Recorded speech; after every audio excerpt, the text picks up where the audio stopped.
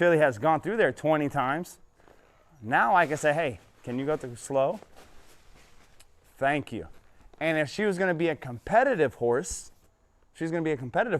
I would get her going through slow like that. And then not only would I get her going through slow, I would start telling her, hey, go through slow and go through with your head down. Keep the same headset as we go through an obstacle. And that's how you make a competitive obstacle horse. And the same way we just went through those cowboy curtains is how we would do every obstacle on the obstacle course. We would make sure she was willing to go over it first, no matter what. And then from there, we would start slowing her down. And then from there, we would start saying, hey, I want your headset to look like this.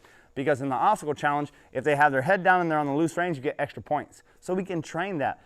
But the biggest don't is don't slow them down and don't try to fix their head before they're willing to go through. That's the biggest mistake that people make. The don'ts in push obstacles is don't sit forward and don't grab too much reins. If that would fix horses, I wouldn't have a job. You need to sit back on your bum, leave your heels down in front of you, and everything is going to be left or right, face and butt. That's all you need. So that's why you can use a natural horsemanship halter or a snaffle with shank, something that is built for left and right, and that's all you need.